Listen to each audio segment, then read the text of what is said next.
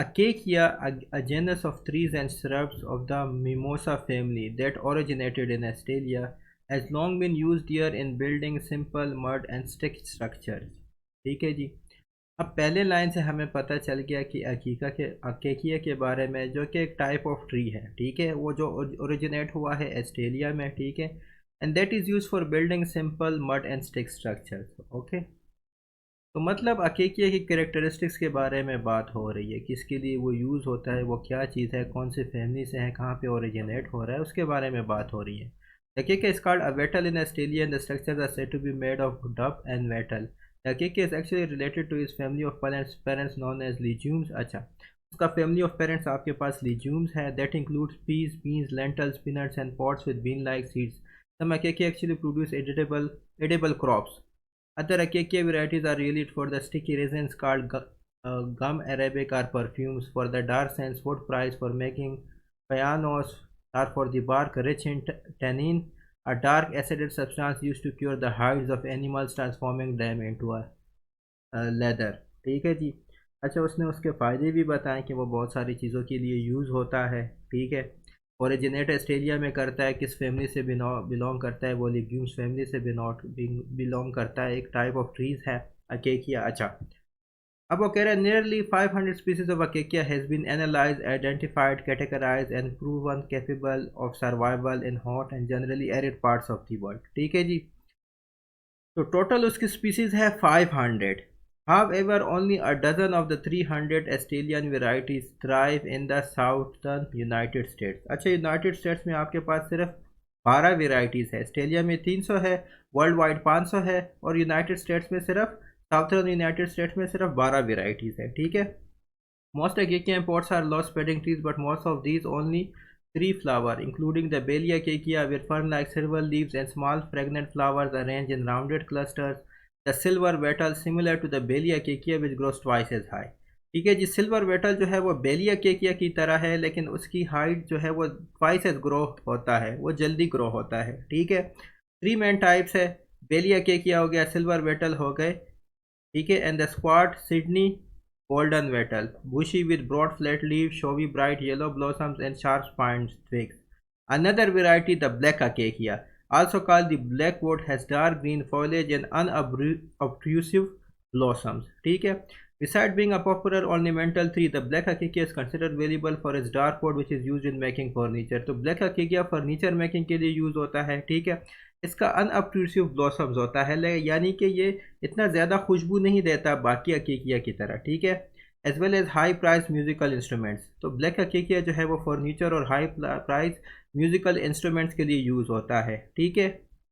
अच्छा, थोड़े से अब क्वेश्चंस को देख लेते हैं। ठीक है, क्वेश्चंस को देखते हैं, फिर दोबारा इस पैराग्राफ पे आते हैं।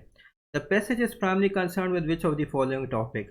द ब्लैक अकेकिया, नहीं जी, उसने तो अकेकिया से स्टार्ट की, ब्लैक अकेकिया के लिए तो वो सेकंड पैराग्राफ में सिर्फ आ गया, तो ये ऑप्शन तो गलत है आपके पास। ऑस्ट्रेलियन वेराइटीज़ ऑफ द अकेकिया, नहीं, वो तो जनरली सारी वेराइटीज़ की बात कर रहा था। The use of acacia wood in ornamental furniture, नहीं जी, ये उसका एक पार्ट है। Characteristics and varieties of acacia, अगर आप देखें ये सेकंड पैराग्राफ उसने पूरे उनके वेराइटीज़ पे बयान की है, पहला पैराग्राफ उसके कैरेक्टरिस्टिक्स पे बयान किया है। इसी तरह अगर आप दूसरा पैराग्राफ देखें तो वो भी उसमें कैरेक्टरिस्टिक्स पे ही बयान कर रहे हैं, कहाँ उगते हैं, कहाँ नहीं उगते, क्या वेराइटीज़ हैं। तो आपके पास इधर जो ये वाला ऑप्शन है वो आपके पास ठीक है। Next, how many species of acacia grow well in the southern United States. अच्छा, ये आप देखें, ये मैंने देखे बोल्ड भी किया हुआ है। However only a dozen of the 300 Australian varieties thrive in the southern United States. Dozen का मतलब 12 होता है, एक दर्जन में 12 ही होते हैं, तो इधर आपके पास राइट ऑप्शन 12 हो गया। नेक्स्ट आप देखिए, which of the following acacias has the least colourful blossoms. देखिए, हमने ब्लैक अकेकिया के बारे में पढ़ा कि अनऑब्ट्रूसिव ब्लॉसम्स हैं, तो इसलिए इधर आपके पास जो राइट आंसर है वो आपके पास ब्लैक अकेकिया है। ठीक है जी, क्योंकि ये हम इधर अगर आप देख सकते हैं, अगर आपको नज़र आ रहा हो तो ये देखिए, black acacia has unobtrusive blossom. Another variety, the black acacia, also called the blackwood, has dark green, is considered well, has dark green foliage and unobtrusive blossoms. इसलिए आपके पास इधर ब्लैक अकेकिया, उधर राइट आंसर था। ठीक हो गया जी। According to the passage, the silver wattle, squat and bushy has unobtrusive blossoms, ये तो ब्लैक अकेकिया के लिए था, तो ये गलत हो गया। Is use for making furniture, जी ये भी ब्लैक अकेकिया के लिए था, ये भी गलत हो गया।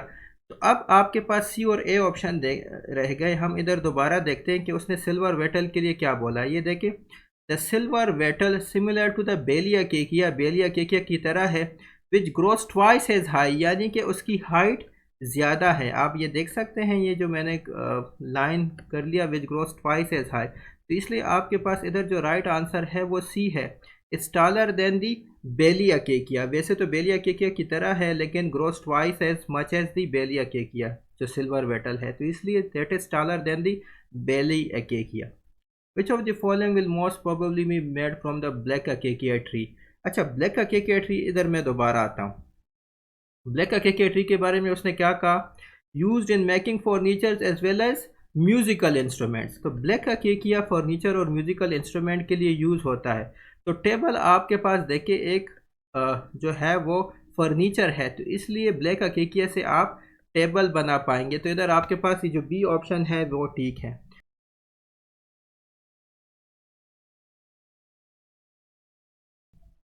पैराग्राफ है, the protozoans minute aquatic creature, each of which consists of a single cell of protoplasm, constitute a classification of the most primitive forms of animal life। पहले लाइन से हमें पता चल गया कि ये जो पैराग्राफ है ये प्रोटोजोन्स के बारे में है, और जो कि एक एक्वेटिक क्रिएचर है, पानी में रहते हैं।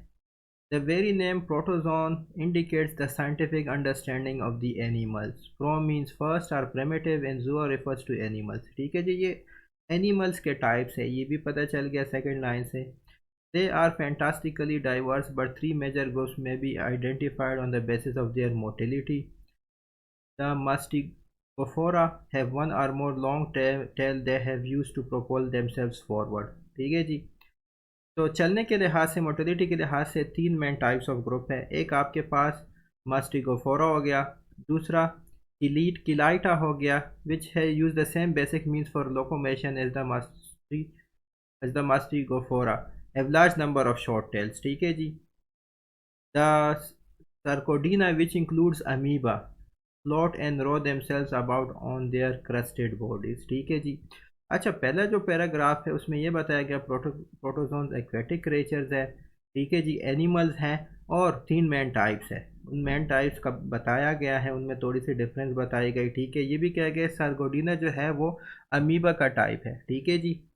अच्छा, अब सेकंड पैराग्राफ की तरफ चलते हैं। In addition to their form of movement several other features discriminate among the three groups of protozoans. For example, at least two nuclei per cell have been identified in the Chelaita, usually a large nucleus that regulates growth but decomposes during production, and a smaller one that contains the genetic code necessary to generate the larger nucleus।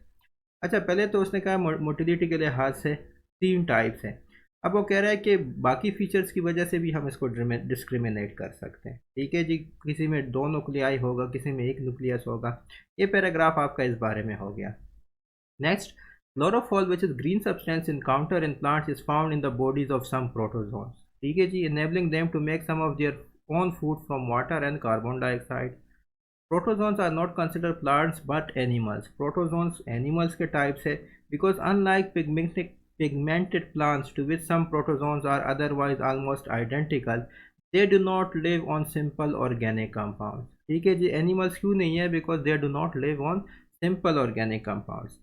Their cell demonstrates all of the major characteristics of the cells of higher elements such as higher animals such as eating, breathing and reproducing। ठीक है जी, ये paragraph इसने बता दिया कि जी जो protozoans है वो एनिमल्स क्यों हैं, because they do not live on simple organic compounds, और उनके जो सेल है वो करेक्टरिस्टिक्स डेवलप करते हैं हायर एनिमल्स के, यानी कि ईटिंग, ब्रीदिंग एंड रिप्रोड्यूसिंग। ठीक है जी। Most species of protozoans collect into colonies physically connected to one another, are responding uniformly to outside stimuli।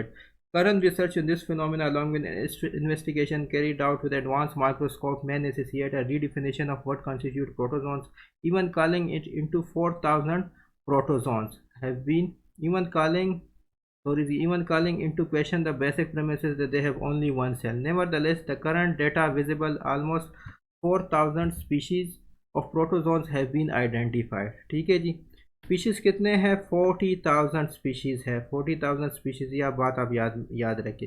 No doubt as technology improves methods of observation better metals models of classification of this simple single cells will be propose. ठीक हो गया। अच्छा, अब questions की तरफ चलते हैं। हमने पैराग्राफ जल्दी से पढ़ लिया है, कुछ उसमें हमने अहम बातें भी जहन में रख ली हैं। With what topics is the passage primarily concern?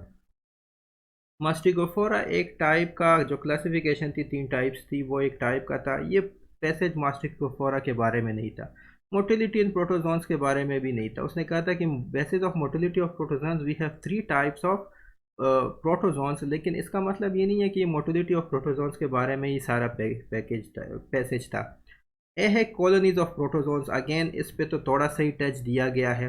Characteristics of protozoans, अगर आप पूरे पैसेजेस को देखें तो करेक्टरिस्टिक्स डिफाइन हुई हैं कि जी पानी में रहता है, 1 सेल है, 2 सेल है, मोटिलिटी कैसे करता है, ठीक है, और कितनी टाइप्स ऑफ स्पीसीज है, वगैरह वगैरह। तो ये करेक्टरिस्टिक्स ऑफ प्रोटोजोन्स आपके पास इधर राइट आंसर है। Next, where do protozoans primary live? देखें, पहले सेंटेंस में उन्होंने कहा माइन्यूट एक्वेटिक एनिमल, छोटे एक्वेटिक एनिमल्स। एक्वेटिक का क्या मतलब होता है? जो पानी में रहता है। तो protozoans primary live in water, ये ऑप्शन ठीक हो गया। तो which class of protozoans do the amoeba belong? देखें, 3 क्लासेस थी। मास्टिगोफोरा था, हिलाइटा था और सर्कोडीना था। सर्कोडीना विच इंक्लूड्स अमीबा, तो ये जो सर्कोडीना है ये बिलोंग करता है अमीबा से। तो which class of protozoans do the amoeba belong? Sarcodina. तो ये जो सी ऑप्शन है वो आपके पास ठीक हो गया। नेक्स्ट है व्हाट इज प्रोटोप्लाज्म? तो इधर आपके पास जो राइट आंसर है वो आपके पास बी है। ठीक है, protoplasm a class of protozoan नहीं है। A primitive animal similar to a protozoan नहीं। An animal that develop from a protozoan नहीं जी। प्रोटोप्लाज्म क्या है? The substance that forms the cell of a protozoan. Next, why are protozoans classified as animals? Again इधर आपके पास बिल्कुल लिखा हुआ है कि protozoans are not consider plants but animals because unlike pigmented plants to which some protons are otherwise almost identical they do not live on simple organic compounds. तो वही सेंटेंस उन्होंने उठा के इधर भी डाल दिया है कि why are protozoans classified as animals because they do not live on simple organic compounds. ये एनोलॉजीज है। स्टार्ट है जी 11 है स्कॉल्ड डिनाउंस। तो स्कॉल्ड कहते हैं बुरा भला कहने को, डिनाउंस कहते हैं मजम्मत करने को। तो ये आपस में सिनोनिम्स हैं। तो आपने इधर सिनोनिम का रिलेशन ढूंढना है। तो ये जो एडवोकेट और सपोर्ट है ये भी आपस में सिनोनिम्स हैं। ठीक है जी, तो इसलिए आपके पास ये जो ए ऑप्शन है वो आपके पास ठीक है। नेक्स्ट है जी एब्रेडेड फ्रिक्शन। एब्रेडेड जो है वो एब्रेसिव से निकला है। देखिए, फ्रिक्शन की वजह से एब्रेसिव सरफेस जनरेट होता है, ठीक है, एब्रेजन होती है। तो इसी तरह हीट की वजह से वेपोराइजेशन होती है। तो इसलिए आपके पास इधर जो डी ऑप्शन है वेपोराइज्ड हीट, वो आपके पास ठीक है। अच्छा, उसके बाद है जी टॉलरेंस एक्सेप्टेंस। अच्छा, इसका जो राइट आंसर है वो आपके पास डी यानी कि एंडोरेंस स्टोइसिज्म है। ठीक है जी, इसका डी ऑप्शन आपके पास ठीक है। नेक्स्ट अगर 14 देखें तो वो कहता है रेस्ट कोरोजन। अच्छा, कोरोजन एक प्रोसेस है जिसकी वजह से रस्ट आता है। इसी तरह कॉन्डेंसेशन एक प्रोसेस है जिसकी वजह से ड्यू आ जाती है। ठीक है जी, तो इधर आपके पास ये जो बी ऑप्शन है वो ठीक है। नेक्स्ट है जी टीथ डेंटिस्ट। डेंटिस्ट जो है वो टीथ का इलाज करता है, दांतों का इलाज करता है। इसी तरह ओकुलिस्ट जो होता है वो आइज का इलाज करता है। तो इसलिए आपके पास इधर जो बी ऑप्शन है वो ठीक है। नेक्स्ट क्वेश्चन की तरफ चलते हैं। Colour spectrum. अच्छा, मैं इधर लिख लेता हूँ क्योंकि शायद ये आपको नज़र ना आ रहा हो। Colour spectrum. अच्छा, इस कलर स्पेक्ट्रम का जो राइट आंसर है वो आपके पास है जी टून स्केल। अच्छा, कलर को आप स्पेक्ट्रम से सेपरेट करते हैं कि ये कलर है, ये दूसरा कलर है। इसी तरह टोन को जो है वो आप स्केलिंग से सेपरेट करते हैं। तो इसलिए आपके पास इधर जो ए ऑप्शन है वो आपके पास ठीक है। नेक्स्ट है जी नंबर 17 ब्रांच ट्री। ठीक है जी, branch is a part of tree. इसी तरह आपके पास क्रेस्ट वेव मौजूद है। ठीक है, इसको भी मैं इधर लिख लेता हूँ अगर आपको नज़र नहीं आ रहा। ठीक है, ब्रांच ट्री है आपके पास, branch is a part of a tree. इसी तरह जो आपके पास क्रेस्ट है वो पार्ट ऑफ अ वेव है। देखिए, ए वेव में क्रस्ट और टफ होता है, तो crest is a part of a wave. तो इसलिए आपके पास इधर ए ऑप्शन ठीक है। नेक्स्ट है चेयर कारपेंटर। अच्छा, कारपेंटर जो है वो चेयर बनाता है। इसी तरह जो इंजीनियर है वो ब्रिज बनाता है, तो इधर आपके पास जो सी ऑप्शन है वो ठीक है। ठीक है जी, इधर आपके पास सी ऑप्शन ठीक हो गया। नेक्स्ट है जी लास्ट वन, माइजर स्टिंगी। इन दोनों का मतलब है कंजूस, तो ये आपस में सिनोनिम्स है, तो आपने इधर सिनोनिम वाला रिलेशन ढूंढना है। लोनर, सोलिटरी, ये दोनों तन्हा को कहते हैं, तो इसलिए आपके पास इधर डी ऑप्शन ठीक में हम एंटीनम्स डिस्कस करेंगे। Number 20, irregular. इरेगुलर का ऑपोजिट रेगुलर हो सकता है, स्मूथ हो सकता है, इवन हो सकता है, तो ये जो सी ऑप्शन है वो आपके पास ठीक हो गया। अच्छा, प्रोमोट। प्रोमोट का इन ऑप्शंस में एज सच कोई ऑपोजिट नहीं है, तो हमने जो नियरली ऑपोजिट है उसको ढूंढना है। एक्सहॉट कहते हैं टू स्ट्रांगली अर्ज समवन टू डू समथिंग, तो ये एक्सहॉट तो नहीं है। एक्साइट का मतलब आपको पता है, ये भी नहीं है। फॉर्मेट मीन्स टू इंसाइट, तो इधर जो डाइवर्ट ऑप्शन है वो सबसे करीब करीब है, तो इसलिए आपके पास बी ऑप्शन ठीक है। नेक्स्ट एंटीनम है आपके पास जी हर्ड। तो ये जो एंटीनम है काफ़ी आसान है। हर्ड का ऑपोजिट आपके पास हील होता है, तो आपके पास डी ऑप्शन ठीक है। Number 22, valid. इसको मैं ज़रा जूम कर लेता हूँ। अच्छा, वैलिड ऑपोजिट क्या होगा? इनवैलिड होगा, तो बोगस भी इनवैलिड को कहते हैं, तो ये देखें, ये आपके पास ए जो ऑप्शन है वो ठीक है। Number 24, accept. Again very easy, इसका ऑपोजिट आपके पास रिजेक्ट होगा, तो ए ऑप्शन आपके पास ठीक है। Number 25, tasty. आप कहते हैं खुराक टेस्टी है, मज़ा आ गया, तो टेस्टी का ऑपोजिट क्या है? टेस्ट लिस्ट है, मज़ा नहीं आया, तो सी ऑप्शन आपके पास ठीक है। अच्छा, नंबर 26, कॉन्सील। कॉन्सील कहते हैं छुपाना, कॉन्सील मीन्स हिडन, तो इसका जो राइट ऑप्शन है वो आपके पास बी है, यानी कि रिवील, तो बी आपके पास इसका राइट आंसर है। नेक्स्ट है जी नंबर 27, वेंजेंस। वेंजेंस कहते हैं इंतकाम को, बदले को कहते हैं, तो इसका ऑपोजिट माफ़ी है, फॉरगिवनेस है, तो इसलिए आपके पास ये जो बी ऑप्शन है वो ठीक है। Finally number 28, illustrious. अच्छा, इलस्ट्रियस उसे कहते हैं जो मशहूर हो किसी अच्छे काम के लिए, ठीक है जी, पॉजिटिव वर्ड है। नोटोरियस जो होता है वो बदनाम होता है, ठीक है, वो मशहूर होता है किसी बुरी काम की वजह से, तो इसलिए आपके पास बी ऑप्शन ठीक है। उसका वर्बल पोर्शन में सेंटेंस कंप्लीशन को डिस्कस करते हैं। तो ये ऊपर गिवन है, complete the sentences by choosing the most appropriate option from the given letter choices A to D slash E below each. Number 36 आप देखें, dash bothers me most is the high cost of tuition. इधर आपके पास right answer है what bothers me most is the high cost of tuition, ठीक है। ये MCQs में पहले भी अपनी वीडियोस में सॉल्व कर चुका हूँ। Next question, politeness is not a dash attribute of human behavior, but rather a central virtue, one whose very existence is increasingly being dashed by the fetish requirement to speak one's mind। अच्छा, अब आप ज़रा option को देखें। पहले इधर आपके पास rather आया है, तो मतलब ये कॉन्ट्रास्टिंग सेंटेंस जो है वो कॉन्ट्रास्टिंग है। अगले पार्ट में वो कुछ और कह रहा है और पहले पार्ट में वो कुछ और कह रहा है। पहली बात, politeness is not a dash attribute. अच्छा, अब आप देखें बी परवेसिव है, परवेसिव जो है वो स्प्रेड होने को कहते हैं, ठीक है जी। अब politeness is not a spreading attribute, ऐसा कौन कहेगा, ठीक है। तो ये ऑप्शन आप यहीं से ही कट कर सकते हैं बी को, ठीक हो गया। सी आप देखें, politeness is not a worthless attribute. सबको पता है कि पोलाइटनेस एक अच्छी चीज़ है, ठीक है, जो खुश अखलाकी एक अच्छी चीज़ है, तो ऑथर क्यों कहेगा कि is not a worthless attribute? Again इसको भी आप यहीं से काट सकते हैं। D, politeness is not a precious attribute. क्या पोलाइटनेस एक प्रीशियस एट्रीब्यूट नहीं है? ऐसे कैसे हो सकता है? ये आप इधर आप डी को भी काट सकते हैं। तो पहले एमसीक्यू से ही आपने 3 काट लिए, ठीक है। इधर आपके पास जो राइट आ रहा है वो सुपरफिशियल आ रहा है। सुपरफिशियल का मतलब है कि छुपी हुई एट्रीब्यूट। अगर आप नज़दीक से गौर से देखें तो तब पता चलेगा कि this is a true attribute of human behaviour. लेकिन अगर आपको अब भी फुली श्योर नहीं है तो आप और सेंटेंस पढ़ते हैं, ठीक है। But rather a central virtue, ठीक है जी। One whose very existence, one किसका कह रहा है? पोलाइटनेस का कह रहा है। Whose very existence is increasingly being dashed by the fetish requirement to speak one's mind. अच्छा, फेटिश कहते हैं मॉडर्न फैशनेबल को। अब वो कह रहा है कि स्पीक वंस माइंड मीन्स अपने जो मुंह में आए वो बोल देना, ठीक है, जो आपके माइंड में हो वो बोल देना। तो अब अगर आप जो आपके माइंड में आता है वो बोलते जाते हैं तो क्या आप पोलाइट होंगे? नहीं जी, आप पोलाइट नहीं होंगे। तो ये जो रिक्वायरमेंट है, फेडिश रिक्वायरमेंट में कि जो मुंह में आए वो बोल दो, वो पोलाइटनेस के लिए क्या होगा? ठीक है, उस very existence is increasingly being dash by the fetish requirement to speaks one mind. तो अपना जो मुंह में आए वो बोलना, वो क्या होगा? पोलाइटनेस के लिए क्या होगा? थ्रेटन, क्या वो एक थ्रेट होगी? देखें, ये आपको सही लग रहा है।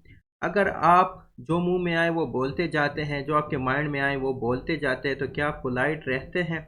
तो अगर ये रिक्वायरमेंट कि जो मुंह में आए वो मैं बोलूँगा, तो वो पोलाइटनेस के लिए क्या होगी? वो एक थ्रेट होगी पोलाइटनेस के लिए। तो अगेन ये जो ऑप्शन है वो आपको सही नज़र आ रहा है, ठीक है, और बाकी जो ऑप्शंस हैं वो ठीक नहीं नज़र आ रहे। तो आपके पास ये जो ए ऑप्शन है वो ठीक है। Polite is not a superficial attribute of human behaviour but rather a central virtue, one whose very existence is increasingly being threatened by the fetish requirement to speak one's mind। ठीक है, अगर आपको पहला blank नहीं भी आता, दूसरा आता है, तो दूसरे से ही क्लियर है कि speak one's mind is a threat to politeness. तो इसलिए इधर आपके पास थ्रेटन ही राइट आंसर आता है, तो इसलिए आपके पास ए जो ऑप्शन है वो ठीक है। नेक्स्ट क्वेश्चन की तरफ चलते हैं।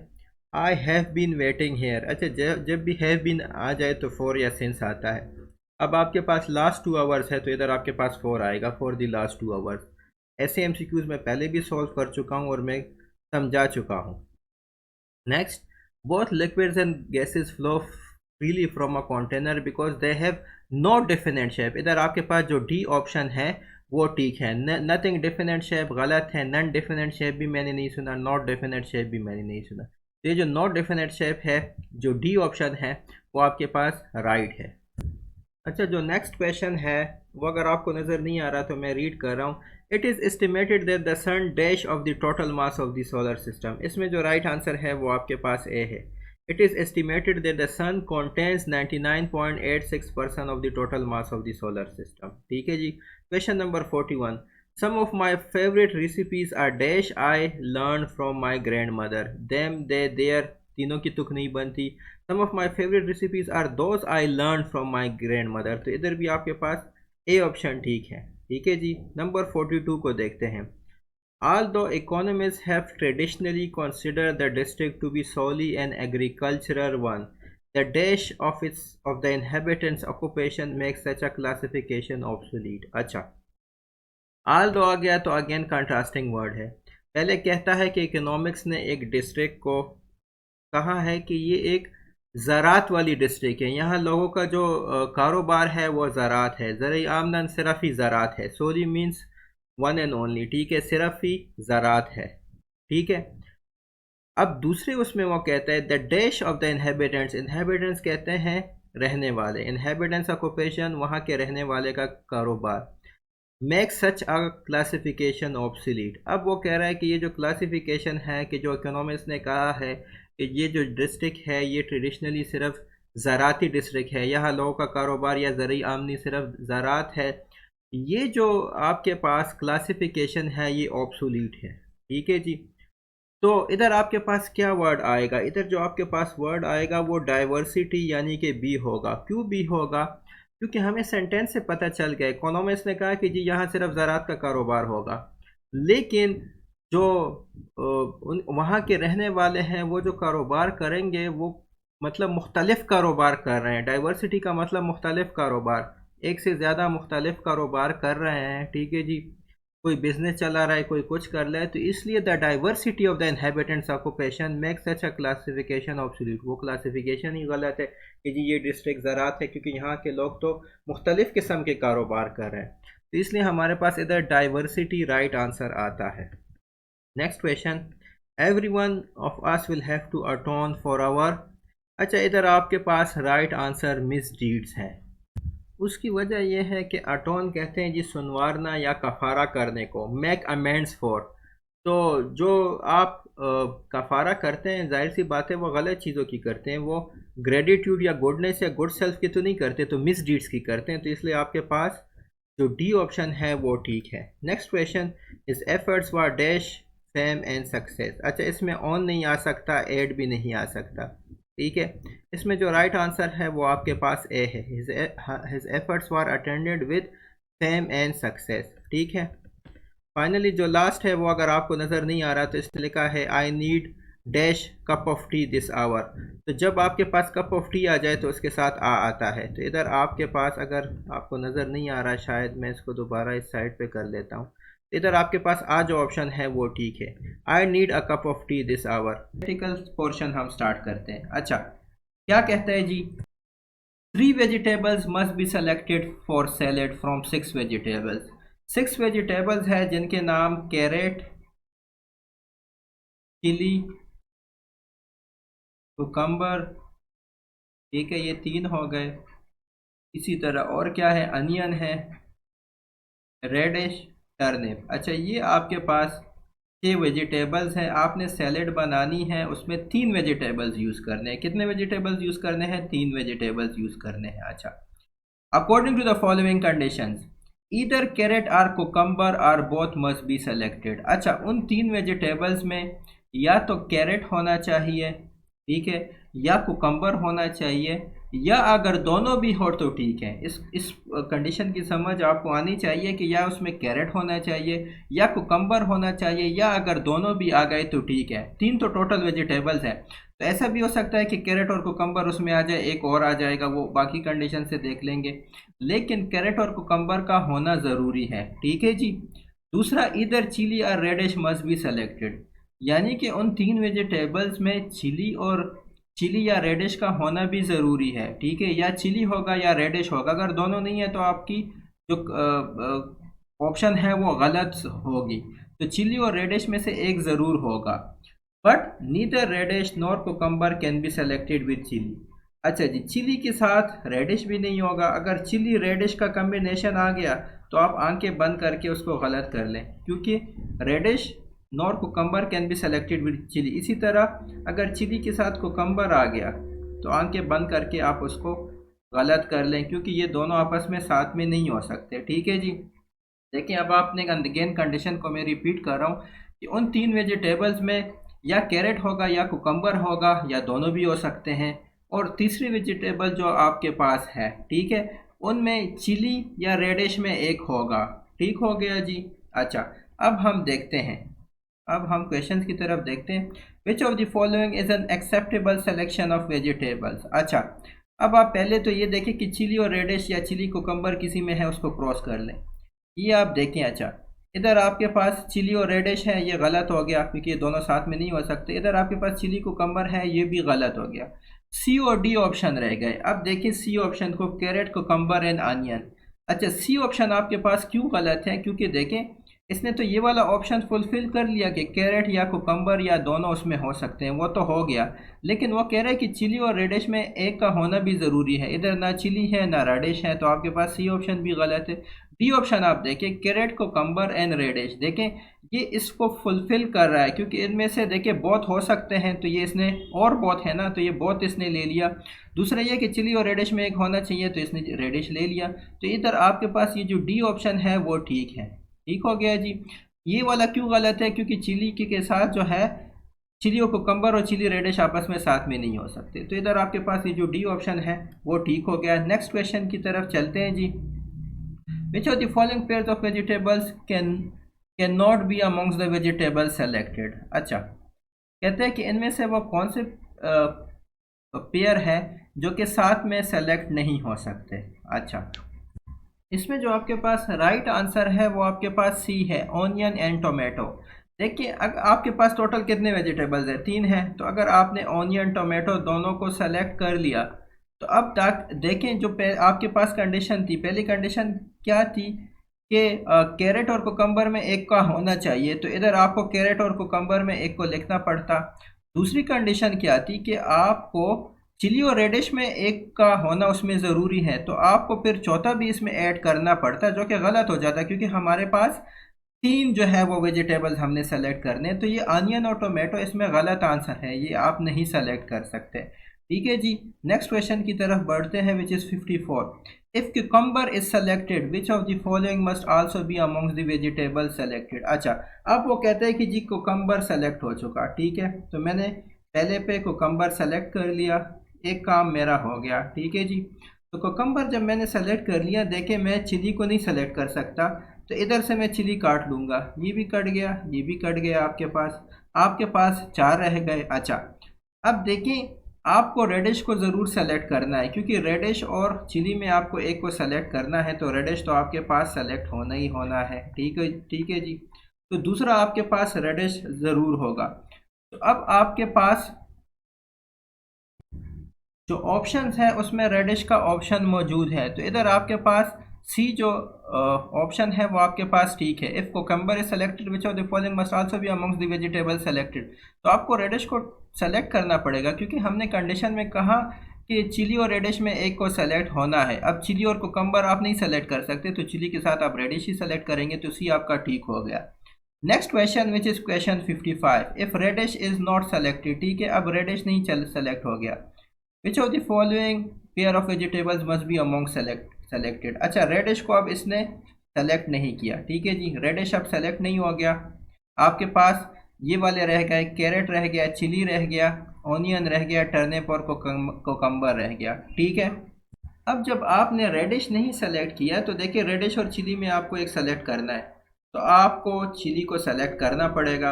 अब आपको ये भी पता है कि चिली और कोकम्बर की आपस में नहीं बनती, तो आप कोकम्बर नहीं सेलेक्ट कर सकते।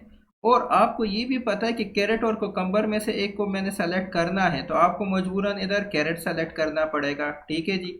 अब तीसरा, आप जो बाकी रह गए उनमें से कोई भी सेलेक्ट करें, कोई इशू नहीं है। टोमेटो सेलेक्ट कर लें, ठीक है, अनियन सेलेक्ट कर लें, ठीक है, टर्निप सेलेक्ट कर लें, ठीक है, लेकिन ये दो उनमें मस्ट होंगे। तो ये जो कैरेट एंड चिली है ना, ये जो बी ऑप्शन, ये आपके पास इसका राइट आंसर है।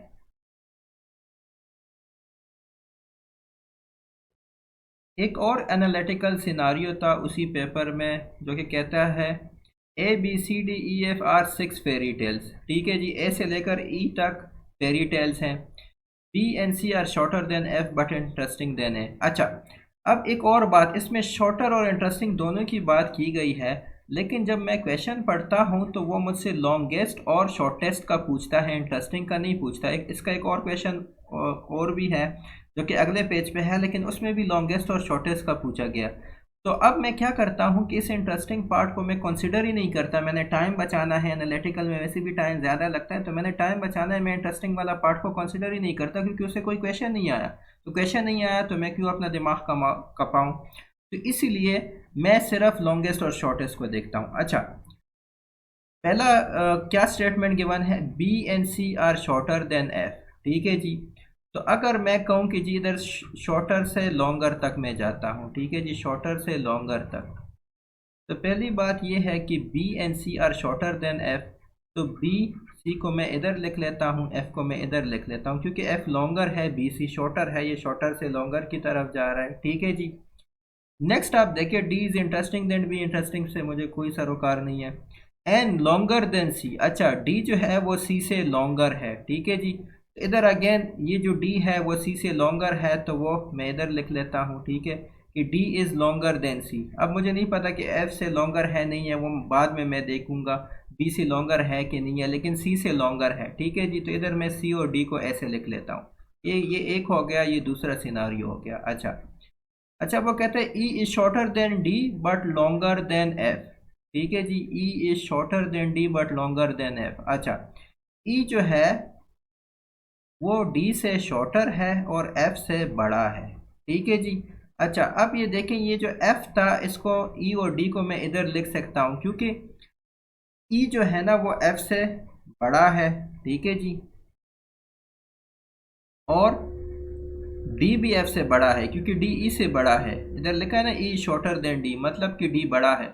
तो इधर ये जो थर्ड वाला जो आपके पास है ऑप्शन, तो इसको मैं मिटा के मैं ऐसे लिख सकता हूँ, इधर ही मैं ई डी लिख लूँ। इधर आपके पास ई आ गया, इधर आपके पास डी आ गया, ठीक हो गया जी। अच्छा, दूसरा, A is shorter than E but longer than F. अच्छा जी, A is shorter than E, A जो है वो ए से शॉर्टर है और एफ से लॉन्गर है, तो ए को मैंने इधर लिखना है, ठीक हो गया जी। अब मेरे पास देखें, तकरीबन जो है वो पूरी की पूरी लिस्ट आ चुकी है। अगर आप देखें, ये 6 के 6 मेरे पास आ चुके हैं, ठीक है। अगर आप इन ऑप्शंस पे गौर करें तो ये ऑप्शंस आपको यही बताते हैं। पहला क्वेश्चन आप देखिए, which fairy tale is the longest. Longest कौन सा है आपके पास? डी है, ये जो डी ऑप्शन है वो आपके पास ठीक है। Next, which tell start from the top when they are arrange in descending order of length. अच्छा, डिसेंडिंग ऑर्डर मतलब राइट से लेफ्ट तक, डिसेंडिंग ये हो जाएगा, ये तो मैंने असेंडिंग में किया, डिसेंडिंग ये हो जाएगा। राइट से लेफ्ट तक जो आपके पास ए है ना वो थर्ड नंबर पे है, तो इधर आपके पास जो राइट आंसर है वो आपके पास ए है। अच्छा, नेक्स्ट क्वेश्चन जो कि 60 है, वो पूछ रहा है which of the following group of tales is shorter than A. तो अगर आप देखें कि ए से कौन कौन से शॉर्टर है, तो आपके पास बी सी है और एफ है, तो इधर ये जो एफ बी सी है ये आपके पास राइट आंसर है। इधर आपके पास जो डी है वो आपके पास right. Okay, next analytical scenario को डिस्कस करते हैं। 7 students Akbar, Bashir, Dilawar, Ehsan, Firoz, Gafoor and Haidar want to go on a trip. ठीक है जी, 7 स्टूडेंट्स हैं और उनको मैं अकबर को ए से, बशीर को बी से, दिलावर को डी से, एहसन को ई से, फिरोज को एफ से, गफूर को जी से और हैदर को एच से डिनोट कर लेता हूँ। ये आपके पास 7 स्टूडेंट्स हैं जो कि ट्रिप में जा रहे हैं। The teacher must students 5 students for the trip based on the following conditions. 5 students को इनमें से सेलेक्ट करना है। ठीक है जी, कंडीशंस गिवन है। कंडीशन क्या कहती हैं? Gafoor must go if Bashir is going. ठीक है जी, अगर बशीर जा रहा है, if B then Gafoor must go, फिर गफूर को भी होना चाहिए उन 5 स्टूडेंट्स में। ठीक है, if Dilawar goes Firoz goes, यानी कि अगर दिलावर जाता है तो फिरोज भी जाएगा। डी एफ फिर दोनों, इधर मैंने डी एफ लिख दिया, इसका यह मतलब है कि अगर दिलावर जाता है तो फिरोज भी जाता है। Akbar can only go if Firoz is not going. ठीक है जी, अकबर और फिरोज आपस में साथ में नहीं होंगे। अगर अकबर तभी जा सकता है जब फिरोज ना जाए। If a student is not going he is sitting on the bench. ठीक है जी, जो स्टूडेंट नहीं जा रहा वो बेंच पे बैठ रहा है। अच्छा, अब आपके पास ये जो 3 कंडीशंस हैं ये हमने लिख ली है। This is your 1, this is 2, this is 3। अब हम क्वेश्चंस पे आते हैं। पहला question, if Dilawar is going which of the following must be true. अच्छा, अगर दिलावर जा रहा है तो फिरोज उसके साथ जा रहा है। ठीक है जी, जब फिरोज जा रहा है तो मैंने कहा ना कि अकबर और फिरोज साथ में नहीं हो सकते। Akbar can only go if Firoz is not going. अब जब फिरोज जा रहा है तो मतलब अकबर नहीं जा रहा। इधर आपके पास Akbar is not going, C option ठीक है। ठीक है जी, वो कह रहा है कि दिलावर जा रहा है, तो ये मैंने ऑप्शन 2 में लिखा है डी एफ, यानी if Dilawar goes Firoz also goes, तो डी एफ मैंने लिखा हुआ है।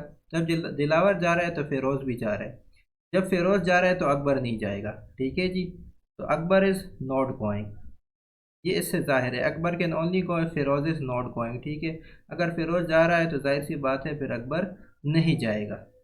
नेक्स्ट क्वेश्चन देखते हैं, क्वेश्चन 62।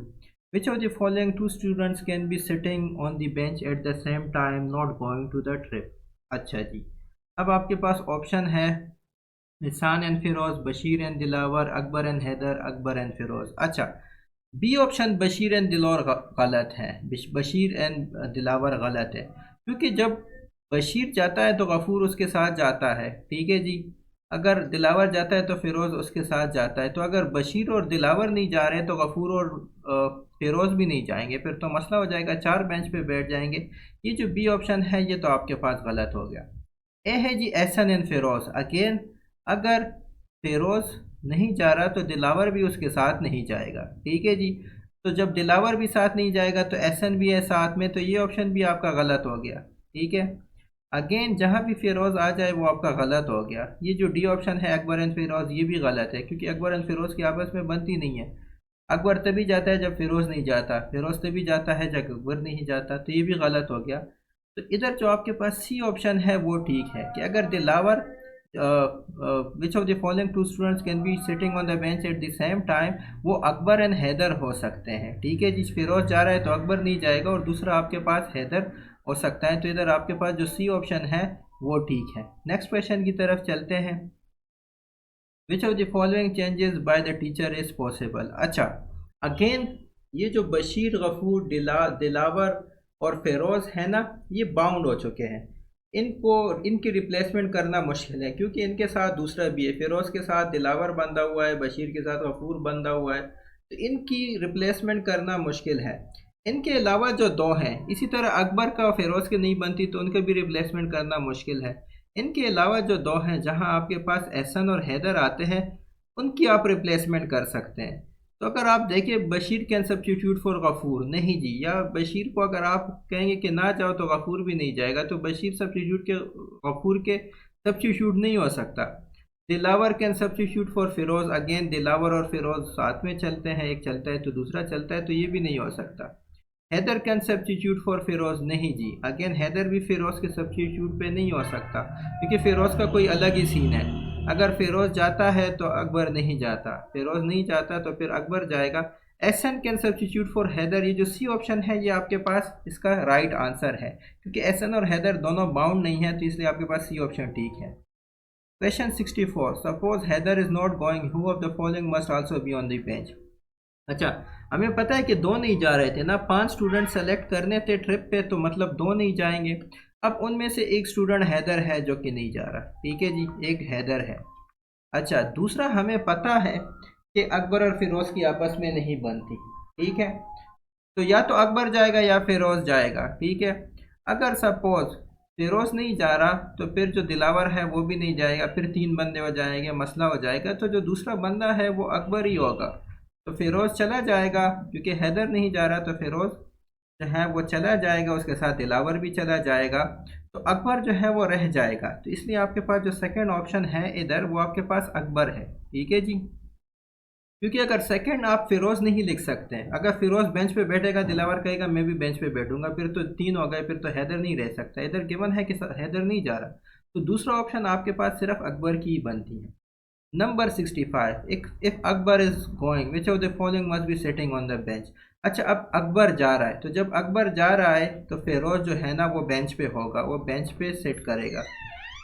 अब जब फिरोज बेंच पे सेट करेगा, यानी कि नहीं जाएगा, तो दिलावर और फिरोज आपस में दोस्त है, तो दिलावर भी कहेगा कि मैं नहीं जा रहा, क्योंकि डीएफ आपस में सेम है, तो दिलावर भी नहीं जाएगा, तो इधर आपके पास दिलावर बी ऑप्शन मौजूद है, इसलिए ये आपके पास ठीक है। क्वेश्चन नंबर 66 से क्वांटिटेटिव सेक्शन स्टार्ट है। कह रहा है कि द एवरेज ऑफ, मैं इसको ज़रा जूम इन करूँ, the average of A B C D 5 years ago was 45 years. By including x, the present age of all the 5 is 49 years. The present age of x is, x की हमने present age find करनी है। अच्छा, हम क्या करते हैं कि पहले लेट करते हैं कि जी लेट प्रेजेंट एज, जो a की प्रेजेंट एज है वो a हो गई जी, let present age is b, उसको सारों को मैं ए बी सी डी कर लेता हूँ, present age is B, A B C D, ठीक हो गया। अच्छा, अब वो कह रहा है कि the average age of A B C D 5 years ago, तो अगर प्रेजेंट एज ये है तो 5 years ago इन सारों की क्या एज होगी, 5 years ago इन सारों की एज होगी, वो क्या होगी, इसकी एज a-5 होगी, बी की जो एज है वो b-5 होगी, सी की c-5 होगी, डी की d-5 होगी, ठीक है। आपकी जो प्रेजेंट एज है उससे 5 साल पीछे चले जाए तो जाहिर से बात है जो प्रेजेंट एज से उससे आप 5 माइनस ही करेंगे। अच्छा, 5 years ago इनकी क्या एजेस हो गई, a-5, b-5, c-5, d-5। अब उसने दिया है the average age of A B C D 5 years ago was 45 years, यानी कि इनका एवरेज जो है वो 45 years है।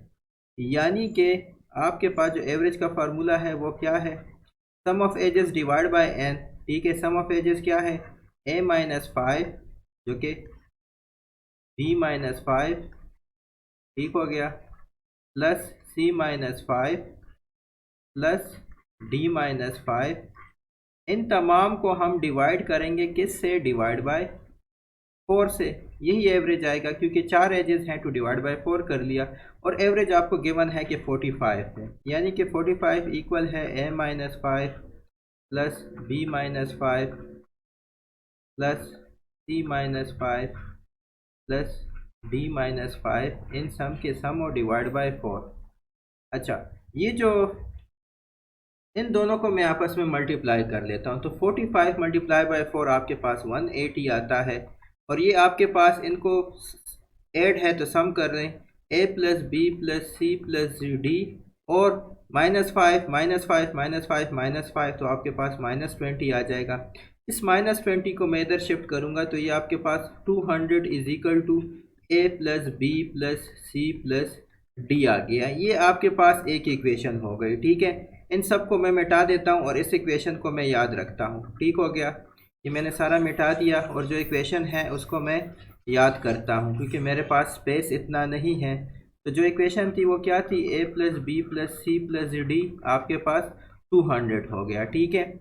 अच्छा, अब वो कह रहा है by including x the present age of all the 5 is 45 years, यानी कि a plus B plus C plus D और x की एवरेज जो है, अब 5 हो गए तो डिवाइड बाय 5 करेंगे। वो कह रहा है कि ये जो है ये 49 है, तो यानी कि a plus B plus C plus D जो है 5 को आप इधर मल्टीप्लाई कर लें 49 के साथ, 49 मल्टीप्लाई बाय 5 हो जाएगा जो कि आपके पास 245, इधर x भी है प्लस x आपके पास 245 आ गया, ठीक हो गया जी।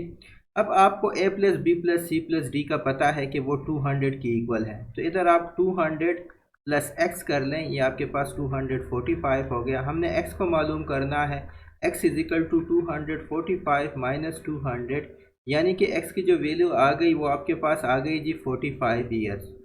तो इधर आपके पास जो सी ऑप्शन है 45 ईयर्स वो आपके पास ठीक है।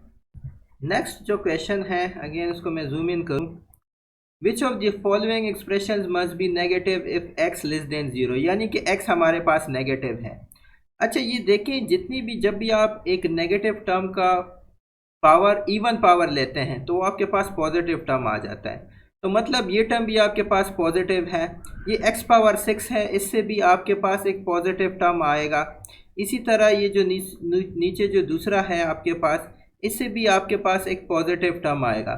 तो ये जो x5 माइनस 1 है, इससे आपके पास एक नेगेटिव टर्म जो है वो आएगा, तो इसलिए इधर जो एक्सप्रेशन जो नेगेटिव है वो x5 माइनस 1 है, क्योंकि बाकी सारों का आपको पता है कि जब भी आप नेगेटिव नंबर का स्क्वायर लेते हैं तो वो आपके पास पॉजिटिव आ जाता है।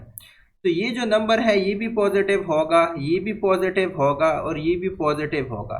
तो ये जो x5 माइनस 1 है, क्योंकि हम इसका ऑड पावर ले रहे हैं और ऑड पावर जो है वो नेगेटिव होता है, ठीक है। तो ये नंबर आपके पास नेगेटिव होगा, तो इसलिए इधर जो राइट आंसर है वो आपके पास बी है, ये वाला जो नंबर है वो नेगेटिव होगा। ओके जी, नेक्स्ट पेज पे हम आ चुके हैं। अब क्वेश्चन नंबर 68 को सॉल्व करते हैं, ठीक है। 68 क्या कह रहा है, if you have 43 yards of fabric that cost Rs 128.57, how much did each yard cost. तो हमने हर एक यार्ड की जो है वो कीमत मालूम करनी है। 43 यार्ड जो है वो इक्वल है कितनी रुपीज़ के, वो आपके पास इक्वल है 128.57। तो 1 यार्ड कितने का इक्वल होगा, तो 1 यार्ड इज इक्वल टू इस 128.57 को डिवाइड बाय 43 करेंगे। देखिए, अब अगर आप ये डिवीज़न करेंगे तो काफ़ी लंबा चौड़ा प्रोसेस हो जाएगा, तो अगेन मैं कह रहा हूँ कि आपने थोड़ा सा विजिलेंट रहना है। अच्छा, 128.57 की जगह मैं 129 ले लेता हूँ, क्योंकि 129 43 पे डिवाइड हो सकता है। तो अगर आप 129 डिवाइड बाय 43 करेंगे, क्योंकि 43 ज़ार 120 आता है, 43 3 ज़ार 129 आता है, तो ये आपके पास 3 आ जाएगा, ठीक है। इसका आंसर आपके पास 3 आ जाएगा। अब आपने 128.57 को 129 बना दिया था, यानी कि 3 से थोड़ा सा कम या 3 के करीब करीब। तो इधर जो 3 के करीब करीब है वो आपके पास बी ऑप्शन है, तो इसलिए आपके पास ये जो 2.99 है वो आंसर ठीक है, ठीक है। इसको मैंने कैसे किया कि इसको मैंने लंबा चौड़ा डिवीजन नहीं किया, बल्कि 128 को मैंने 129 कर दिया और उससे मेरे पास 3 आ गया। अब मुझे पता चल गया कि वह 3 के करीब होगा, तो 2.99 3 के करीब है, इसलिए उस मैंने बी ऑप्शन को टिक कर दिया, ठीक है जी। नेक्स्ट क्वेश्चन की तरफ चलते हैं। नेक्स्ट क्वेश्चन कहता है, let me remove this. Next question कहता है, सारा spend Rs 1500 for a computer after receiving a 20% discount, what was the price of the computer before the discount. अच्छा, तो सारा किसी शॉप पे गई, उसने कंप्यूटर 1500 का ख़रीदा और उसको डिस्काउंट मिला 20%। 20% डिस्काउंट के बाद उसको 1500 में कंप्यूटर पड़ा। अब वो पूछ रहा है कि अगर डिस्काउंट ना मिलता फिर उसकी क्या कीमत होती। तो देखिए, 20% डिस्काउंट मिला है, तो यानी कि उसने computer 80% of the original amount लिया है। कितने percent? 80% of the original amount, क्योंकि उसको 20% डिस्काउंट मिला है। तो 80% ऑफ ओरिजिनल अमाउंट अब RS 1500 के बराबर है। यानी कि 80% ऑफ ओरिजिनल अमाउंट को मैं चले x कह लेता हूँ। 80% of x is equal to 1500। 80% क्या होता है? 80 divide by 100 of x is equal to 1500। ठीक है जी। यानी कि 0.8x इज इक्वल टू 1500। ठीक है, आप इसको ऐसे भी लिख सकते हैं 0.8x इज इक्वल टू 1500। अच्छा, x is equal to 1500 divide by 0.8। बस आपने इसको सॉल्व करना है। ठीक है, और जब आप इसको सॉल्व करेंगे आपके पास आंसर आएगा 1875। ठीक है जी, ये इसका आंसर आएगा। इसमें आप डिवीजन परफॉर्म कर लें, आप देख लें कि आपके पास यही आंसर आपके पास आ जाएगा। ठीक है जी, तो ये जो 1875 है ये इसका राइट आंसर है। ठीक है, नेक्स्ट क्वेश्चन की तरफ बढ़ते हैं। इसको मैं इरेज कर लूँ। नेक्स्ट क्वेश्चन कहता है if x is 20% greater than 88 then x is equal to क्या? अच्छा, इफ x इज 20% यानी कि 20/100 ग्रेटर देन 88 यानी कि 20/100 ऑफ 88 प्लस 88। ठीक है जी, वो 88 से 20% ग्रेटर है। तो ये 88 हो गया और ये आपका 20% हो गया। ठीक है, इधर मल्टीप्लिकेशन का साइन है, तो मैं दोबारा लिख लेता हूँ ताकि आप लोगों को आसानी हो। क्या हो जाएगा जी कि x इज़ 20% ग्रेटर देन 88, यानी कि x जो है वो 88 से उसका 20% ग्रेटर है। 20% 20/100 मल्टीप्लाई बाई 88। ठीक है, अब इसको सॉल्व कर लें।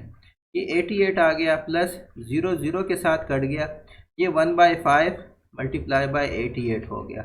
यानी कि x is equal to 88 plus 88 divide by 5।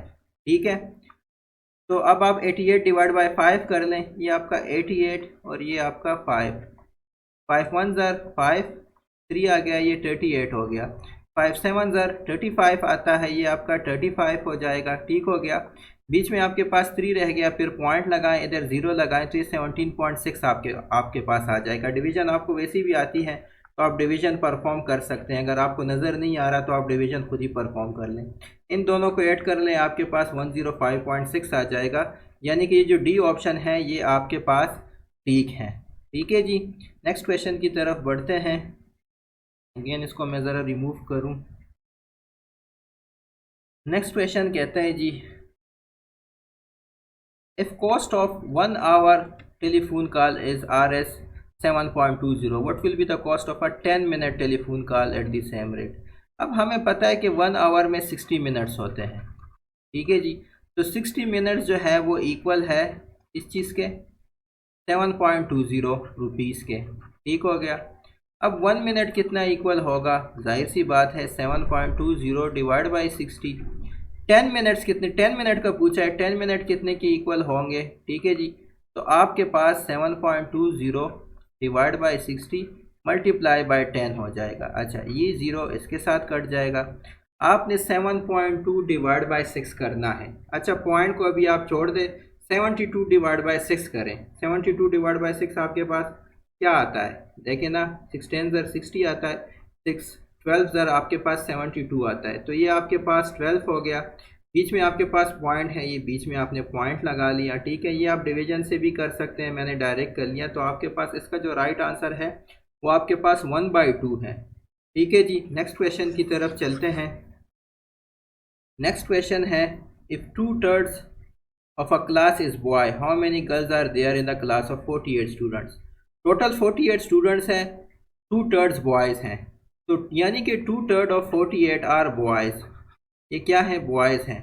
ये boys is equal to 2/3 of 48। तो 3 का टेबल पर है, 3 16 ज़र 48 आता है, 2 मल्टीप्लाई बाई 16 यानी कि आपके पास 32 बॉयज़ हैं। अब टोटल कितने स्टूडेंट्स हैं? टोटल 48 हैं।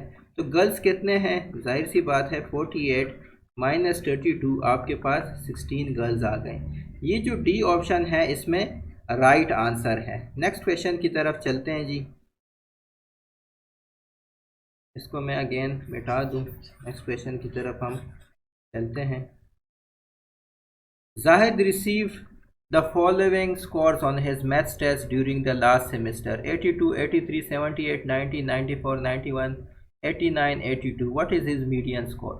अच्छा, मीडियन निकालने के लिए अगेन इसमें मेरी वीडियो भी मौजूद है। मीडियन निकालने के लिए आप स्कोर्स को असेंडिंग या डिसेंडिंग ऑर्डर में अरेंज कर लें। तो जो स्कोर्स है वो आपके पास 82, 83 है, 78 है, 90 है, 94 है, 91 है, 91 है, 89 है और 82 है। अच्छा, इसको मैं असेंडिंग ऑर्डर में अरेंज कर देता हूँ। सबसे छोटा मेरे पास 78 है, उसको मैंने लिख लिया। 78 के बाद दूसरा छोटा 82 है, उसको मैंने लिख लिया। दोबारा 82 है, ये 82 और ये 82 मैंने लिख लिया। 78 भी लिख लिया। फिर 83 है, उसको मैंने लिख लिया। ठीक है जी। उसके बाद अगर आप देखें तो आपके पास 89 है, उसको भी मैंने लिख दिया। फिर आपके पास 90 है, ठीक है, उसको भी मैंने लिख दिया। दो दफ़ा 91 है, उसको भी मैंने लिख दिया। और फाइनली 94 है। ठीक है। तो अब जब ये मैंने असेंडिंग ऑर्डर में अरेंज कर लिया, तो अगर आप देखें इसमें कितने एलिमेंट्स हैं, 1 2 3 4 5 6 7 8 9। तो अब जो इसमें बीच वाला एलिमेंट होगा, क्योंकि 9 एलिमेंट्स है, ऑड है, तो जो बीच वाला एलिमेंट होगा वो आपके पास क्या होगा, वो आपके पास मीडियन होगा। देखें, 4 ये हो गए और 4 जो है ये वाले हो गए, ये आपके पास बीच वाला है। तो 89 इसका मीडियम है। तो इधर जो डी ऑप्शन है ये आपके पास राइट आंसर है। Next question, 1/3 minus 1/2 -1। ठीक है जी। अच्छा, अब ये जो 1/3 माइनस 1/2 है, इसका मैं एलसीएम ले लेता हूँ। ठीक है, इसका एलसीएम क्या आएगा, 6 आएगा। और 6 को, इसको 6 बनाने के लिए इधर 2 मल्टीप्लाई करूँगा, इधर 2 मल्टीप्लाई करूँगा।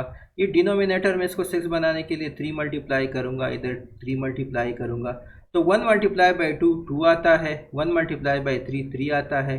ये आपके पास ये हो गया और ये -1 हो गया।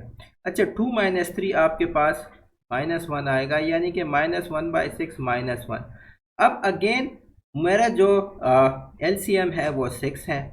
तो इसको इधर भी देखें, जो नंबर अकेले होता है उसके नीचे भी 1 होता है।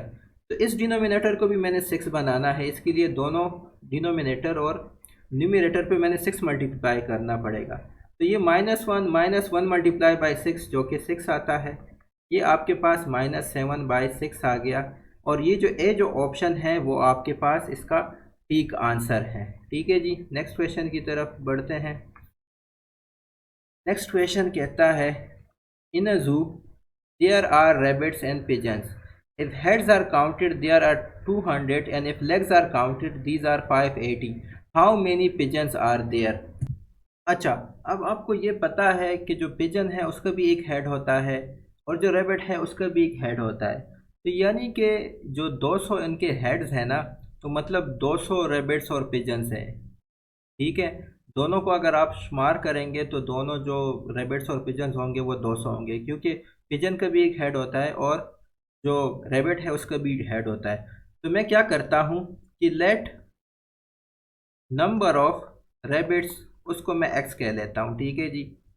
नंबर ऑफ रैबिट्स को मैंने एक्स कह दिया। अब नंबर ऑफ हेड्स आपके पास 200 है, यानी कि रैबिट्स प्लस पिजन्स 200 हैं। तो नंबर ऑफ पिजन्स कितने हो जाएंगे, जाहिर सी बात है वो 200 माइनस एक्स हो जाएंगे। देखिए ना, रैबिट्स और पिजन्स कंबाइनली जो है वो 200 है, क्योंकि हेड 200 है। रैबिट का भी एक हेड होता है, पिजन का भी एक हेड होता है।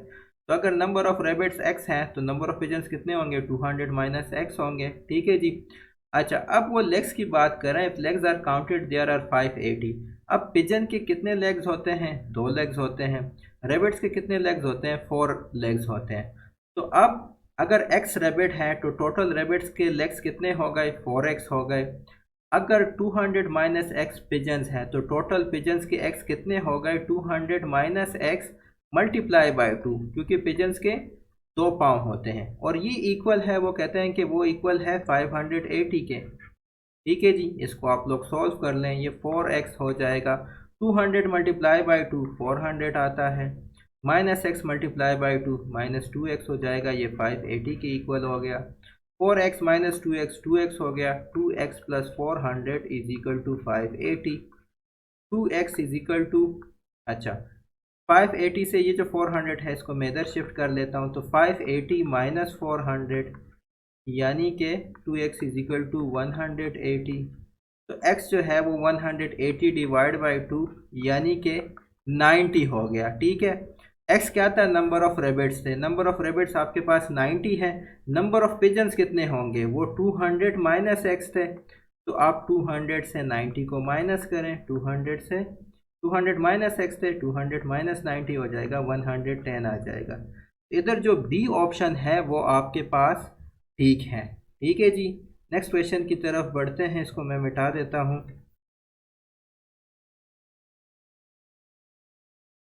अच्छा जी, नेक्स्ट क्वेश्चन है, ये भी रह गया तो इसको भी मिटा देता हूँ। विच of the following fraction is between 1 and 2। अच्छा, इनमें से कौन सा फ्रैक्शन 1 और 2 के बीच में है। अच्छा, पहली बात तो यह है कि अगर जो डिनोमिनेटर है वो न्यूमिनेटर से ग्रेटर है तो वो 1 से कम होगा। अब ये 7/9 है, इसमें देखें डिनोमिनेटर जो है वो जो न्यूमिनेटर जो है वो डिनोमिनेटर से क्या है, न्यूमिनेटर कम है, तो ये आपके पास लेस देन 1 है। ठीक है, क्योंकि इसमें जो न्यूमिनेटर है वो छोटा है, डिनोमिनेटर बड़ा है, तो ये लेस देन 1 है। अब आप देखिए 7/3, 7/3 आपके पास 2 से ग्रेटर है, क्योंकि 6/3 जो है वो 2 आता है, तो 7/3 2 से ग्रेटर हो गया, तो ये भी नहीं हुआ। 9/4 देखें, 8/4 2 आता है, तो अगर 9/4 होगा तो वो 2 से ग्रेटर होगा, तो ये भी गलत हो गया।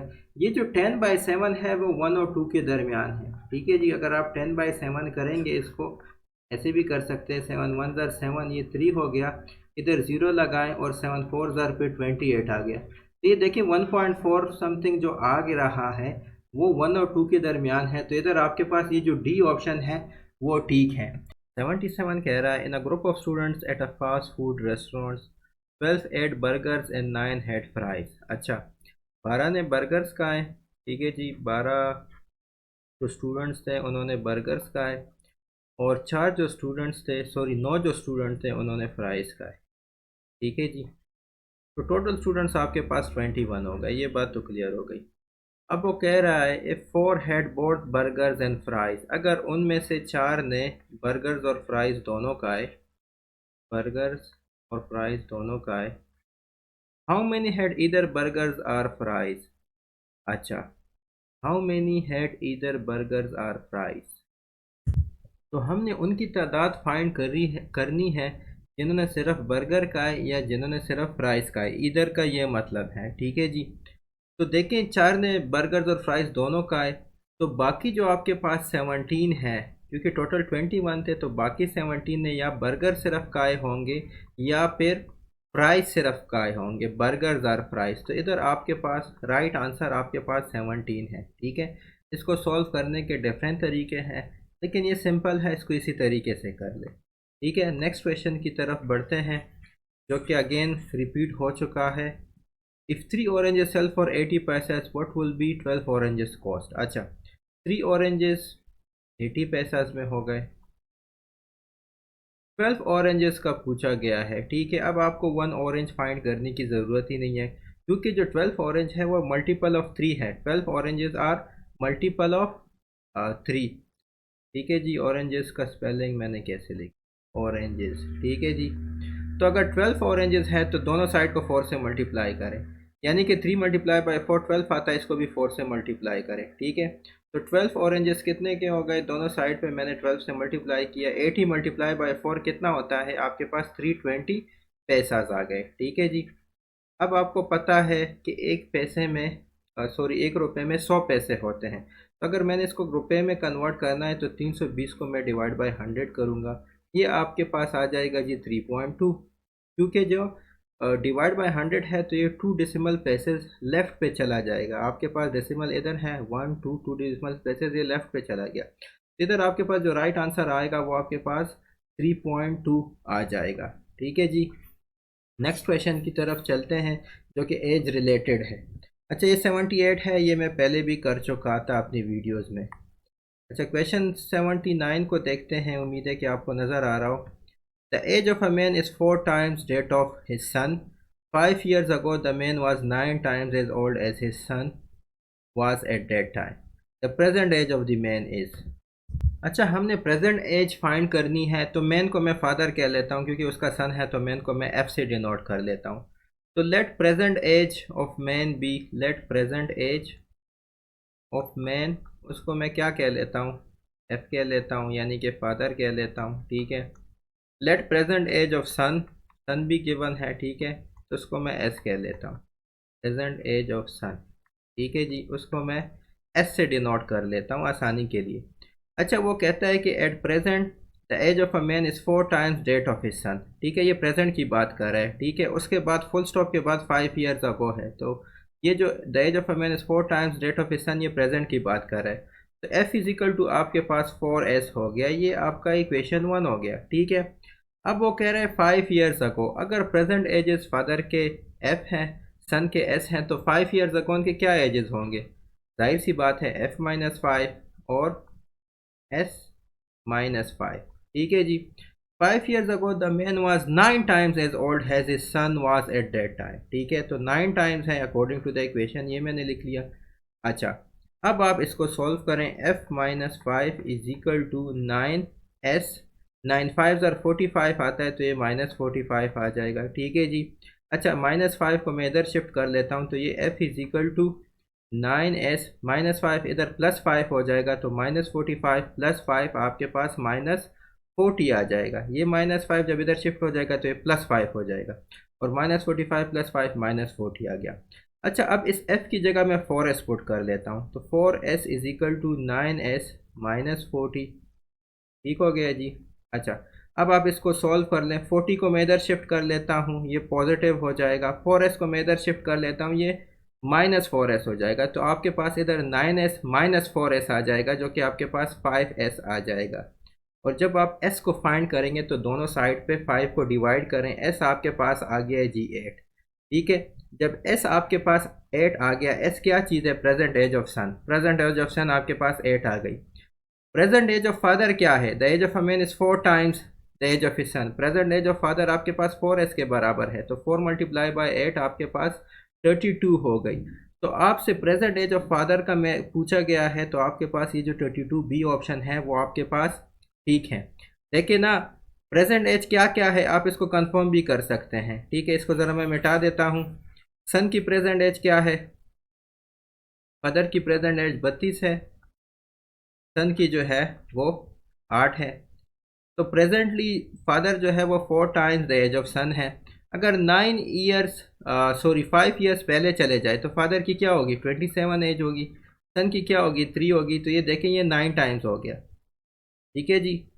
5 years ago the man was 9 times, ये देखिए 3 मल्टीप्लाई बाई 9 27 आता है, यानी कि जो मैंने 32 आंसर निकाला था वो बिल्कुल ठीक है जी, ठीक है। तो नेक्स्ट क्वेश्चन की तरफ चलते हैं। अगेन ये जो एज रिलेटेड प्रॉब्लम्स है, इसमें मेरी एक सेपरेट वीडियो मौजूद है जिसमें मैंने डिटेल्स में ये सारा कुछ एक्सप्लेन किया हुआ है। क्वेश्चन नंबर 80 को देखते हैं। Find the number which when multiplied by 16 is increased by 40, ठीक है जी। अच्छा, उस नंबर को मैं कह लेता हूँ जी x, let that number be x, ठीक है जी। अच्छा, मल्टीप्लाइड बाय 16 क्या हो गया, जब हम किसी नंबर को मल्टीप्लाई बाय 16 करेंगे तो वो 16s हो जाएगा, ठीक है जी। अब वो कह रहा है कि इंक्रीज बाय 240, यानी कि वो जो नंबर था जब उसको मैंने 16 के साथ मल्टीप्लाई कर लिया, तो वो जो नंबर है फिर वो 16 टाइम्स इंक्रीज हो गया, यानी कि अकॉर्डिंग टू इक्वेशन हमारे पास 16x माइनस एक्स 240 आ गया, ठीक है जी। क्योंकि ये कह रहा है ना कि that number when multiplied by 16 is increase by 240, तो आपके पास 16x माइनस एक्स 240 आ गया, यानी कि 15x आपके पास 240 आ गया। x को फाइंड करने के लिए आपने क्या करना है, दोनों साइड को 15 से डिवाइड करना है, तो 240 डिवाइड बाई 15 कर लें, ठीक है जी।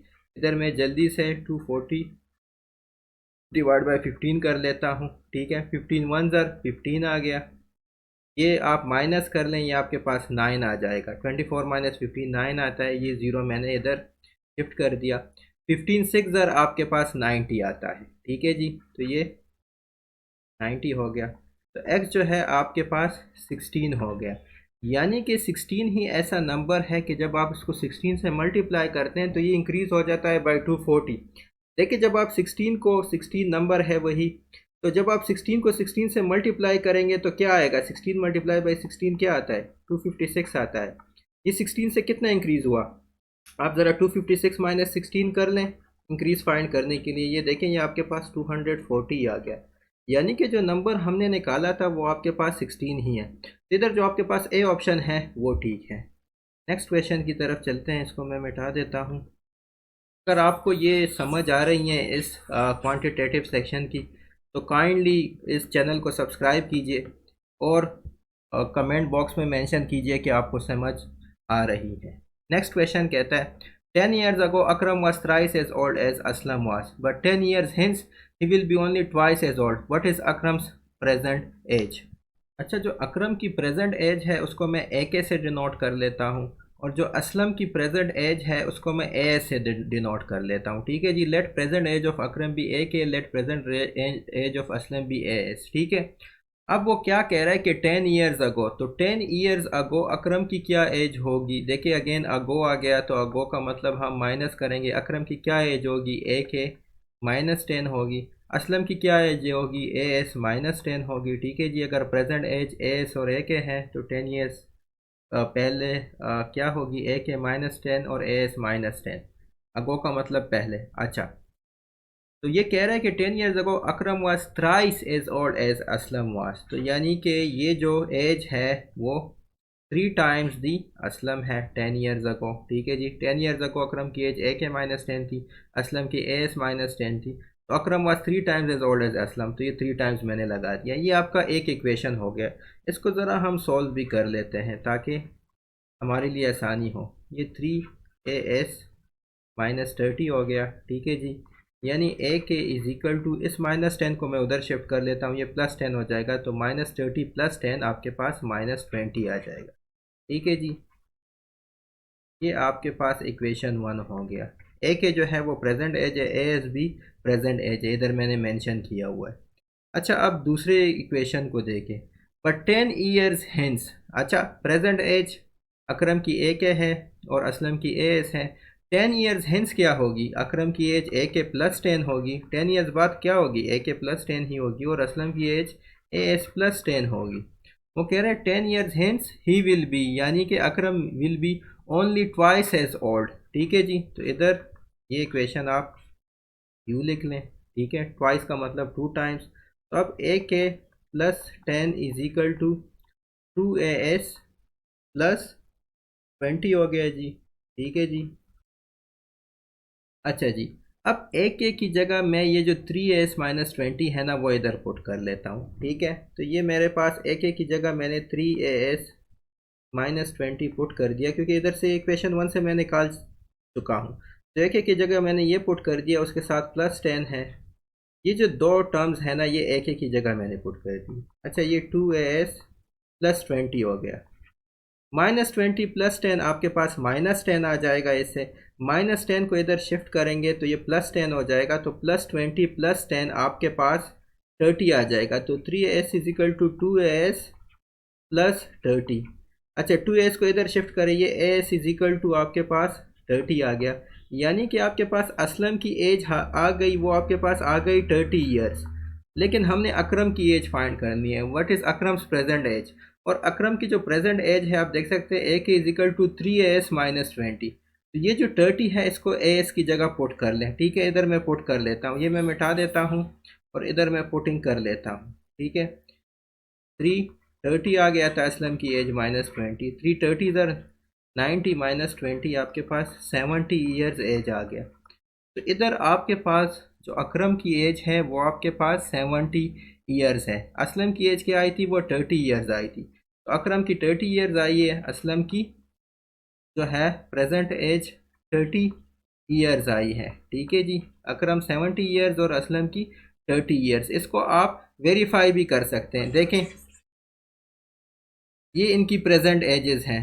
अगर हम 10 साल पीछे चले जाएं, 10 साल पीछे अकरम की क्या एज होगी, 60 होगी, असलम की क्या होगी, 20 होगी, तो ये थ्राइस है कि नहीं, 3 टाइम्स है। ठीक है जी, और अगर इस पे हम 10 साल बाद में चले जाएं तो अकरम की 80 होगी और असलम की 40 होगी, तो ये ट्वाइस हो गया। तो हमारा जो 70 का आंसर है वो बिल्कुल ठीक है। ठीक है जी, नेक्स्ट क्वेश्चन की तरफ चलते हैं। इस वीडियो को काइंडली लाइक कीजिए। अच्छा, which what is the value of 3x² y minus 5xy³ when x is equal to -2 y is equal to -3। ठीक है, अब आप इसमें सिर्फ पुटिंग कर लें, -2 होल स्क्वायर और ये -3 हो गया, ये -5 हो गया, -2 और -3 का क्यूब। ठीक है जी। अच्छा, 3 -2 स्क्वायर जो है वो +4 आता है, ये आपके पास ये आ जाएगा -5। अच्छा, ये -2 हो गया और -3 का क्यूब आपके पास -27 आता है। ठीक हो गया। अच्छा, 3 4 ज़र 12 आता है, 12 3 ज़र 36 आता है, और इधर माइनस भी है तो आपके पास ये माइनस हो गया, ये वाला टर्म आपके पास -36 हो गया। अच्छा, आप इसको देखें, माइनस इंटू माइनस प्लस हो जाएंगे, लेकिन एक माइनस और भी है तो इधर भी आपके पास माइनस आ जाएगा। अच्छा, 5 2 ज़र आपके पास 10 आता है, 10 27 ज़र आपके पास 270 आता है, तो ये आपके पास आ गया जी -306। यानी कि इसमें जो ए ऑप्शन है ना वो आपके पास इसका राइट आंसर है। ठीक है जी। नेक्स्ट क्वेश्चन की तरफ चलते हैं जो कि अगेन एवरेज से रिलेटेड है। अच्छा, of 3 numbers whose average is 36। 3 numbers हैं, लेट दोज नंबर्स बी, उसको उन नंबर्स को हम कह लेते हैं जी let numbers be X Y Z. तो यानी कि x plus Y plus Z divide by 3 बराबर है 36 के। ठीक है जी, यानी कि x plus Y plus Z बराबर है, इस 3 को इधर आप शिफ्ट करें तो 36 मल्टीप्लाई बाई 3 कर ले, 36 मल्टीप्लाई बाई 3 आपके पास 108 आता है। इससे आपके पास इक्वेशन आ गई कि ऑफ 3 नंबर्स एवरेज इज 36। ये एक इक्वेशन हो गई। अच्छा, फिर वो कहता है the first is 1/3 of the sum of the others. First आपके पास मैंने x को कहा है, तो x है वो 1/3 सम ऑफ दी अदर्स हैं, यानी कि sum of y and z है। ठीक है जी। x is equal to 1/3 y plus z आपके पास आ गया। इसको मैं इक्वेशन 2 कह लेता हूँ। ठीक है। अच्छा, ये जो x की वैल्यू है ना, इक्वेशन 2 को मैं इक्वेशन 1 में पुट कर लेता हूँ, तो ये जो मेरे पास आ जाएगा, ज़रा मैं, ये मेरे पास आ जाएगा 1/3 y plus z plus Y plus G is equal to 108। ठीक है जी। ये जो x की वैल्यू है ना ये इधर मैंने पुट कर दिया। अच्छा, इसको अब सिंप्लीफाई करते हैं, तो ये y प्लस जेड प्लस ये जो 3 है ना ये इधर शिफ्ट हो जाएगा, हम LCM लेंगे, 3 LCM इसका लेंगे। ठीक है जी। तो ये 3 इसके साथ मल्टीप्लाई होगा तो ये आपके पास 3y प्लस 3z हो जाएगा, जो कि इक्वल होगा 108 के। ठीक है जी। ये जो 3 है ये 108 के साथ मल्टीप्लाई होगा, तो मैं इधर ही मल्टीप्लाई कर लेता हूँ इस स्टेप में। ठीक है, तो 108 मल्टीप्लाई बाई 3 आपके पास 324 आता है, ये आपके पास 324 आ गया। अच्छा, y प्लस 3y 4y है, z प्लस 3z 4z है। ठीक है, तो ये आपके पास 4y प्लस 4z जो है वो 324 आ गए। ठीक है, यानी कि जो आपके पास y प्लस जेड है वो आपके पास आ गई 324 डिवाइड बाई 4। ठीक है जी। 4 1 ज़र 4, 4 8 ज़र 32। ठीक है, तो y प्लस जी आपके पास 81 आ गया। y प्लस जी को हमने फाइंड कर लिया जो कि 81 के बराबर है।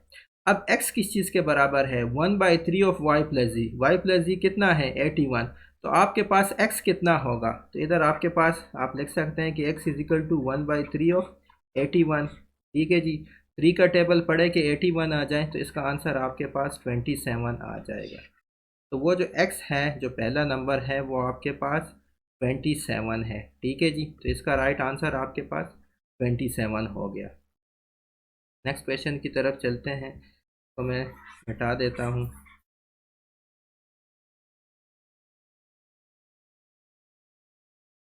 Mode of the data, mode उसे कहते हैं जो सबसे ज़्यादा रिपीटेड हुआ हो। तो अगर आप इसमें देखें, इसमें कौन सा नंबर सबसे ज़्यादा रिपीटेड हुआ है? अच्छा, 3 जो है ना वो 3 टाइम्स रिपीट हुआ है। ऐसे ही है, जो 5 है वो 1 2 3 4 4 टाइम्स 5 जो है वो रिपीट हुआ है, तो इसका मोड जो है वो आपके पास 5 है। मोड वो होता है जो सबसे रिपीटेड नंबर होता है। करते हैं। अच्छा, क्वेश्चन 85 कहता है कि लेट आर, ये वाला symbol s is equal to R S plus H. आपको नज़र नहीं आ रहा है तो ये मैंने दोबारा लिख लिया। For R integers R N S, what is the value of for this symbol and 5। तो देखिए इधर आपके पास आर की जगह 4 है, एस की जगह 5 है, तो इधर आप पुटिंग कर लें 4 × 5 + 5, ये आपके पास जी आ गया 20 + 5 यानी कि 25। तो इधर आपके पास सी जो ऑप्शन है वो आपके पास इसका राइट आंसर है। नेक्स्ट क्वेश्चन की तरफ चलते हैं, तो मैं इरेज कर लेता हूँ। नेक्स्ट क्वेश्चन कहता है कि a pressure cooker was sold for Rs 120, 1/5 part of sales price was sales tax and 1/3 part of the remaining was profit. What is the total cost of the pressure cooker? अच्छा जी, तो what is the cost price of the pressure cooker. अच्छा, cost price हमने मालूम करनी है और हमें कहा गया है कि वो 120 पे सेल हो गया। तो जो इसका ओरिजिनल प्राइस है या कॉस्ट प्राइस है उसको मैं एक्स कह लेता हूँ। Cost price is equal to X. ठीक है जी। अब आप देखिए 1/5 part of sales price was sales tax. तो सेल्स प्राइस आपको गिवन है कि वो 120 है, तो सेल्स टैक्स कितना होगा? सेल्स टैक्स आपके पास होगा, आपको गिवन है कि 1/5 है यानी कि 1/5 of the sales price which is 120। ये आप सॉल्व करें, 5 जो आपके पास 24,000 आपके पास 120 आता है, तो सेल्स टैक्स इसमें हो गया जी 24 रुपीज़। ठीक है जी, सेल्स टैक्स इसमें हो गया 24 रुपीज़। अच्छा, अब आप देखें वो बाकी क्या कह रहे हैं, एंड 1/3 ऑफ द रिमेनिंग, यानी कि रिमेनिंग टोटल कॉस्ट कितना था? 120 था। टोटल कॉस्ट कितना था? वो आपके पास 120 था। सेल्स टैक्स 24 है, तो कितना रिमेनिंग हो गया? रिमेनिंग आपके पास हो गया जी 96। ठीक है, वो कह रहे हैं 1/3 of the remaining was profit, यानी कि 1/3 of this remaining is profit. इसको भी आप सॉल्व करें, 3 ज़र 9 आता है, 3 ज़र 6 आता है, ये आपके पास 32 आ गया। अब बात क्लियर हो गई। ठीक है जी, सेल्स टैक्स कितना है? 24 है, प्रॉफिट कितना है? 32 है। ठीक है, टोटल प्राइस कितनी थी? 120 थी। तो उसका जो प्राइस ऑफ प्रेशर कुकर क्या होगा? देखें, सेल्स टैक्स भी निकाल दें और प्रॉफिट भी निकाल दें, तो ये दोनों आप निकाल लें। 120 -24 -32, -24 -32 आपके पास -56 आते हैं।